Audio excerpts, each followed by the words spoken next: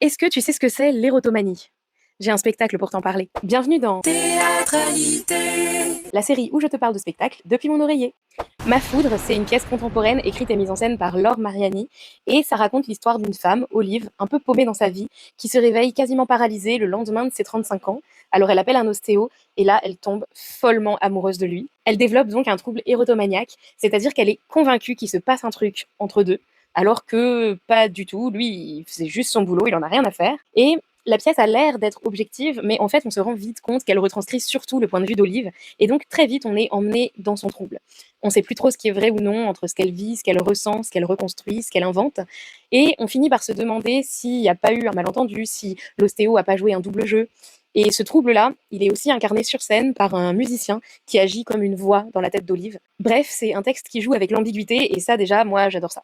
Il y a 8 personnes au plateau, de la vidéo en live, du chant, de la musique, une scénographie assez imposante avec des parois vitrées qui floutent la vision et qui se déplacent, qui permettent de créer des espaces fragmentés. Bref, c'est une proposition qui est assez ambitieuse. Juste, le décor, ils l'ont mis en diagonale, qui est en soi très standard, mais du coup, selon là où t'es placé, et bah, tu rates certains trucs. Donc, j'avoue, j'ai pas trop compris ce choix de placement, genre, j'ai pas trop saisi le projet, mais bon, pourquoi pas. Ce que j'ai aimé surtout, c'est que c'est un spectacle qui est très documenté. C'est rare de voir un spectacle sur un trouble psy aussi peu commun, surtout que l'érotomanie, quand on en parle, c'est souvent pour la tourner en dérision, alors qu'en vrai, bah, c'est une psychose hyper grave. Donc j'ai vraiment apprécié que la pièce nous en parle sans cliché, sans caricature, et avec vraiment de la justesse et de l'empathie pour le personnage qui en est atteinte. D'ailleurs, il y a même une vraie critique du système psychiatrique qui est assez fine et assez bien vue, donc vraiment ça m'a beaucoup parlé. Et l'autre chose que j'ai beaucoup aimé, qui pour le coup est beaucoup plus théâtrale, c'est le trouble jusqu'au bout.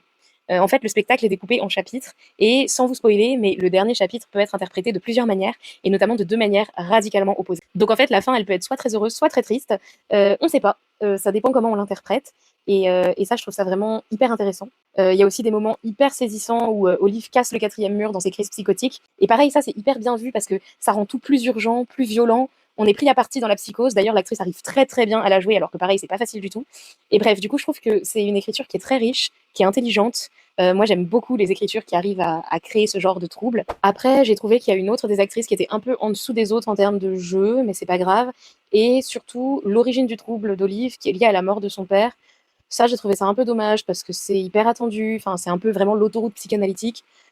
Mais bon, donc voilà, j'ai trouvé que c'était vraiment une très belle proposition. Et quand je suis sortie de la pièce ce soir-là, il y a eu un gros orage. Du coup, je me suis surprise plusieurs heures plus tard à penser à Olive en écoutant l'orage et en regardant la foudre. Comme d'habitude, si t'as vu le spectacle, n'hésite pas à me dire ce que t'en as pensé dans les commentaires. Et sinon, ben, dis-moi si ça t'a donné envie. Salut!